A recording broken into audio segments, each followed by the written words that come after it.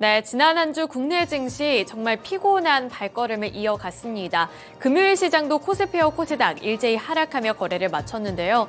특히 주 중반에는 미국의 CPI가 발표가 됐는데 예상했던 것보다 높게 나오면서 이 금리 인하 기대감은 한 발짝 물러서는 모습이 나타나기도 했습니다.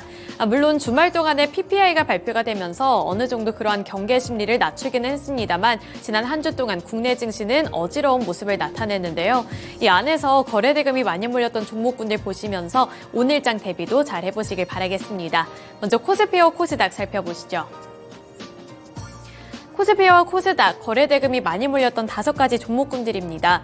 전 코스피 시장에선 대한해운과 셀트리온, 흥하해운, 포스코홀딩스, 그리고 HMM 이렇게 5가지 종목군들이 올라와 있는데요. 이 종목명만 확인해 보시더라도 테마가 뚜렷하게 나타나고 있습니다. 대한해운, 흥하해운, 그리고 HMM 같은 이러한 해운 종목들이 금요일 시장에서 주목을 많이 받았다는 점 보실 수가 있겠고요. 나머지 셀트리온이라든지 포스코홀딩스 같은 기존의 주목을 많이 받았던 종목군들은 금요일 시장에서 하락하며 거래를 마쳤습니다. 네, 이어서 코스닥으로 넘어가 보시죠. 코스닥 시장에서는 LS 머티리얼즈, 한빛 레이저와 뉴로메카, 흥구석유, 로보스타까지 이렇게 5가지 종목군들이 있는데 이 코스닥 시장에서도 테마는 뚜렷하게 분류가 될 수 있습니다. 전 로보스타라든지 뉴로메카 같은 로봇 종목들 주목을 받았고요. 흥구석유 같은 에너지 종목군 내에서도 20% 넘는 강세 흐름이 포착이 됐습니다. 네, 이렇게 코스피와 코스닥에서 주목을 많이 받았던 5가지 종목군들 각각 살펴드렸는데요.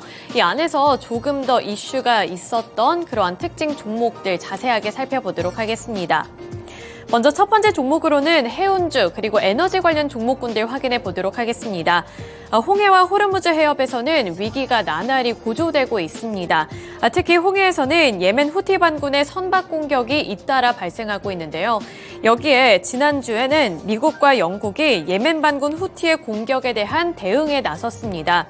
미국은 영국군과 함께 후티 반군의 레이더 시스템이라든지 대공 방어망 등 이 100발이 넘는 미사일과 드론으로 공습에 나서면서 이 지정학적인 리스크를 더욱더 높였는데요.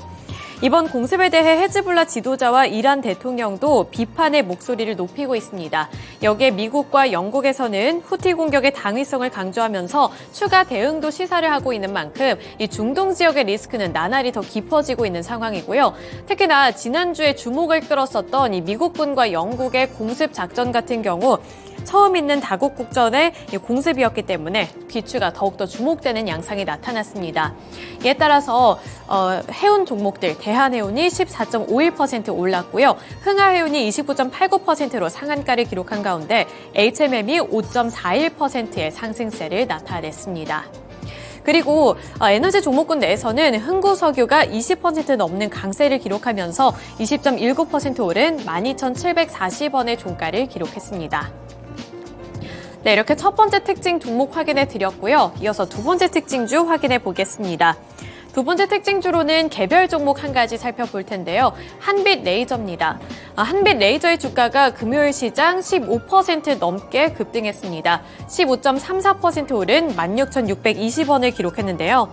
한빛 레이저 같은 경우에는 최근 들어서 랠리를 펼쳤던 종목이기도 합니다.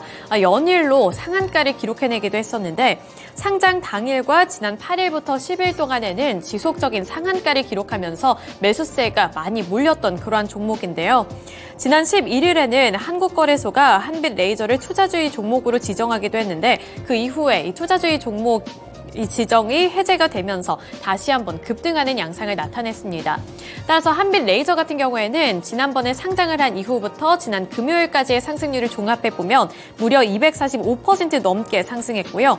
한빛 레이저 같은 경우에는 2차 전지, 자동차, 반도체 등 여러 분야 산업에서 사용이 되고 있는 이 레이저 응용 시스템 및 솔루션을 제공하고 있는데 고출력 산업용 레이저 기술을 국산화하는 것까지 성공하면서 이 기술력에 대한 평가도 높게 나타나고 있고요. 사업을 확장하고 앞으로의 전망이 기대가 된다라는 코멘트도 많이 나오면서 주목을 많이 받고 있는 그러한 종목입니다. 이 한빛 레이저 같은 경우 앞으로도 기술 개발을 통해 신규 사업을 확장을 하고 또 고객군을 확대할 방침이라고 밝혔는데요. 변화하는 시장에 맞춰 2차 전지 직렬형 충방전 시스템 기술을 고도화하는 등 이 신성장 동력 확보에 총력을 가할 것이다 라는 포부를 드러내기도 했습니다.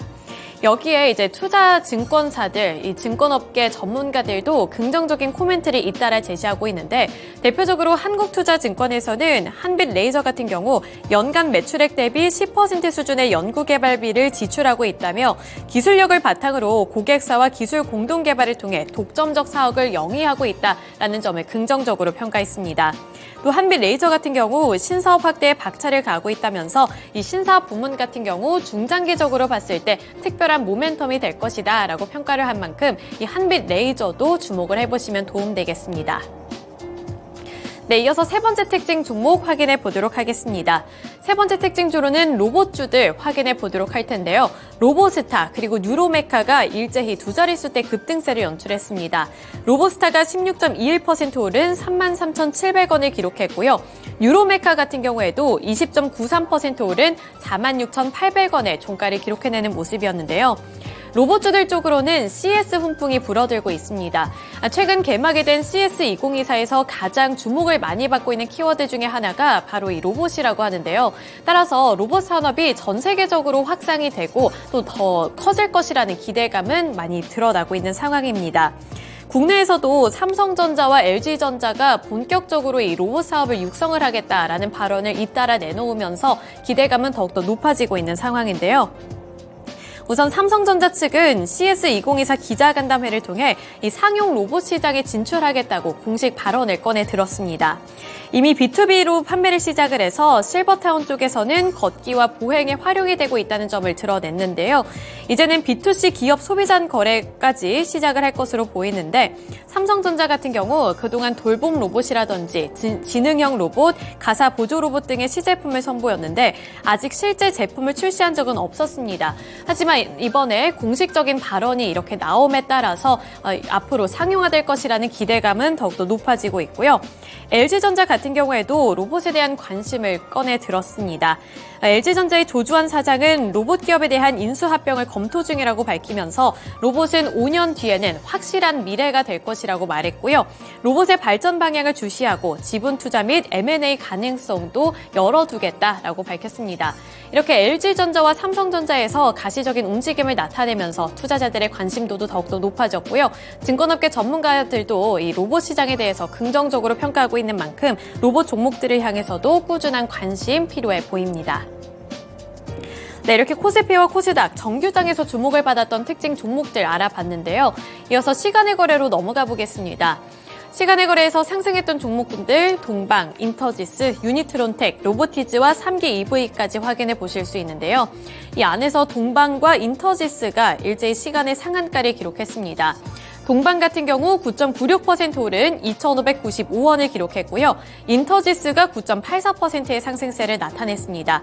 나머지 유니트론텍부터 3기 EV까지는 4%에서 6%대 상승률을 나타냈습니다. 네, 이어서 시간에서 하락했던 종목군들 보겠습니다.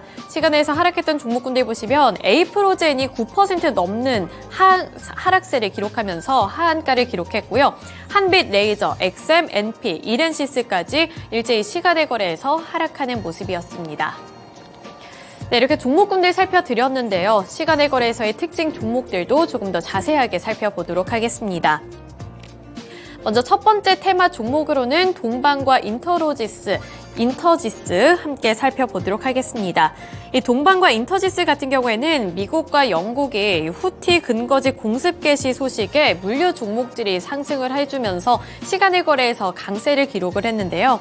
예멘 반군이 홍해 해협을 통과하는 선박을 공격하기 시작하면서 국제적인 물류 차질이 빚어지고 있습니다. 이러한 사태가 계속될 경우에는 물류 차질이 더욱더 심화될 수 있다는 분석이 나타나고 있는데요.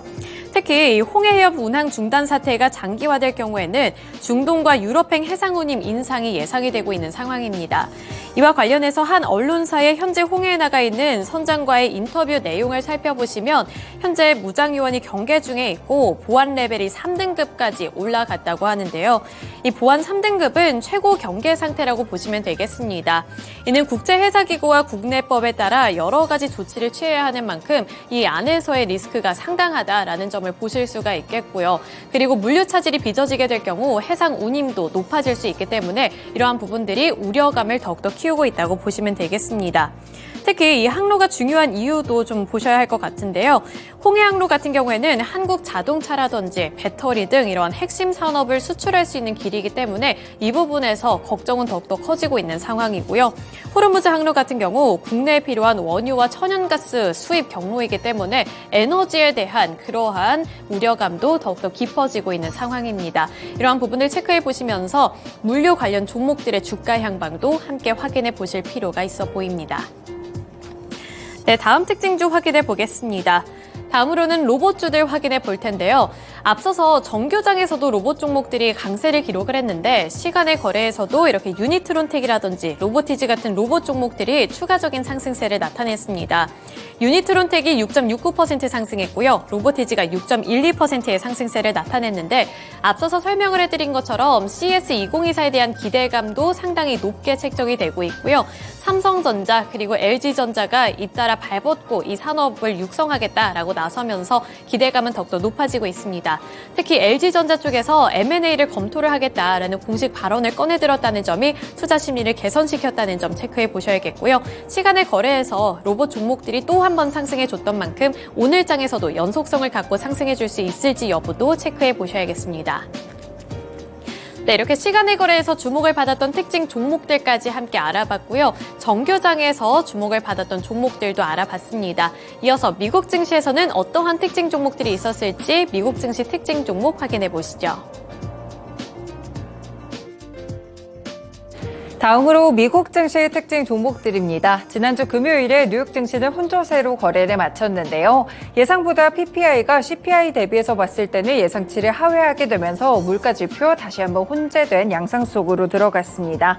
일단은 은행주들을 시작으로 본격적인 실적 시즌이 문을 여는 모습이었는데요. 그래서 실적에 따른 흔들림까지 개별 종목들의 흐름 함께 살펴보시면 좋을 것 같습니다.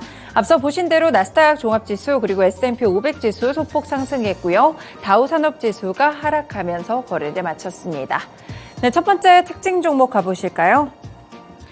네, 우라늄 에너지 그리고 카메코, 넥스젠 에너지 이 세 종목 모두 우라늄과 관련된 종목들입니다. 이 금요일 날 우라늄 에너지는 12%나 급등하면서 $7에서 거래를 마쳤고요. 카메코도 6% 이상의 상승세, 넥스젠 에너지는 무려 11% 급등하는 흐름이었습니다. 네, 이렇게 우라늄 종목들이 좋았던 이유는 바로 우라늄의 가격 상승과 연관이 있는데요. 세계 최대 우라늄 채굴업체인 카자흐스탄의 카자톤프롬이 앞으로 2년간 우라늄의 생산이 기대치를 밑돌 것이라고 발표했습니다. 일단 카자톤프롬은 전 세계 우라늄 공급의 20%를 차지하고 있는 최대 업체라고 보실 수가 있겠고요. 카자톤프롬은 우라늄을 추출하는 데 필요한 황산 공급이 부족해서 우라늄 생산이 올해는 기대치에 못 미칠 것이라는 분석을 내놨습니다. 올해뿐 아니라 내년까지 생산 차질이 지속될 것이라고 봤는데요. 그래서 원자력의 핵심 재료라고 볼 수 있는 우라늄의 경우에는 가격이 가파르게 뛰고 있고요. 벌써 3배 이상 치솟는 모습이었습니다.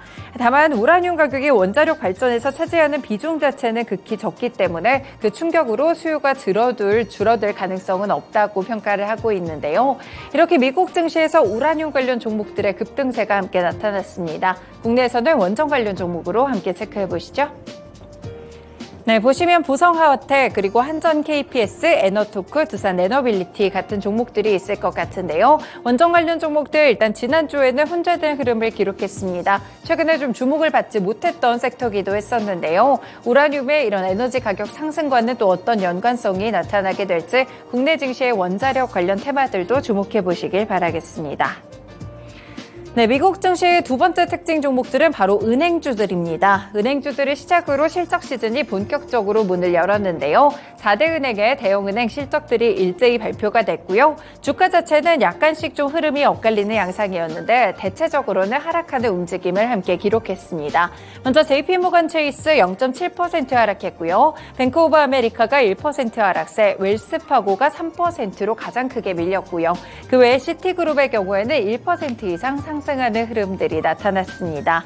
네, 일단 대형 은행들 지난해 사상 최대치인 136조 원의 순이익을 거둔 것으로 평가되고 있는데 전년 동기 대비 11% 증가한 수치입니다. 인플레이션이 둔화했음에도 불구하고 미국 경제가 예상보다 견조한 모습을 보였기 때문에 은행들의 실적에도 긍정적인 영향을 미쳤는데요. 하지만 분기별 실적은 기대치에 못 미쳤고 더군다나 올해는 인플레이션이 쉽게 둔화하지 않고 소비 심리까지 위축되게 되면서 전망 자체는 조금 낮아질 것이라고 보고 있습니다. 조금 더 자세하게 JP모건부터 먼저 체크해 보시면 순이익이 사상 최대치인 496억 달러를 기록했다고 밝혔는데요. 연간 순이자 수익이 전년 대비했을 때 34%나 폭증하는 흐름이 나왔습니다. 일단 올해는 이 순이자 이익이 지난해와 비슷할 것으로 전망했지만 매출이 감소할 수 있겠다라는 그런 멘트들이 나왔다는 점, 그리고 주가 하락과 연결을 지어볼 수 있겠고요.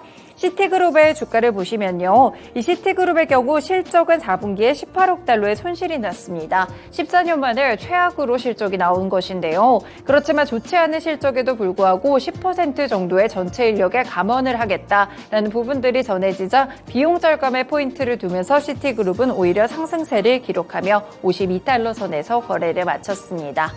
네, 국내 은행주들로 함께 연결해 볼 수 있겠습니다. 은행주들 아직까지는 실적 발표가 되지 않았는데요. 우리금융지주나 하나금융지주, KB금융, 신한지주까지 우리나라에서도 이렇게 4대 금융지주들 함께 주가 흐름 체크해 보실 수 있겠고요. 지난주 금요일에는 혼조세로 거래를 마치는 모습들까지 함께 나타났습니다. 네, 마지막으로 미국 종목 가운데 델타항공 그리고 그 외에도 항공 종목들 함께 체크해 보겠습니다. 문제는 델타항공의 실적이 발표가 되면서 나머지 종목들이 일제히 낙폭이 좀 커졌다는 점인데요. 델타 에어라인이 거의 9%가량의 급락으로 38달러 선에서 거래에 마쳤고요. 유나이티드 에어라인스 홀딩스 10% 급락했습니다. 아메리칸 에어라인스 그룹도 하락세, 사우스웨스트 에어라인스 역시나 내림세를 면치 못하는 흐름이었는데요. 항공주들의 주가가 좋지 않았던 것은 바로 델타의 항공 실적을 보시면 되겠습니다. 지난해 4분기에 이익이 오히려 거의 2배 이상 뛰었습니다. 순이익이 20억 4천만 달러, 그리고 주당 순이익은 3.16달러였는데요. 전년 동기 대비해서 봤을 때 거의 2배 이상의 폭등하는 수치들이 나왔습니다. 그런데 이렇게 주가가 밀렸던 이유는 4분기보다는 앞으로의 가이던스에 관한 언급 때문이었는데요. 일단 델타는 올해 순이익이 주당 6에서 7달러가 될 것이라고 했는데 지난번에는 7달러 이상을 제시했기 때문에 이전보다 가이던스에 대한 눈높이가 낮아졌다고 볼 수가 있겠습니다. 여전히 항공 여행 수요가 강한 수준이긴 하지만 가이던스를 낮추게 되면서 결국에는 이렇게 주가에도 좋지 않은 영향을 미쳤는데요.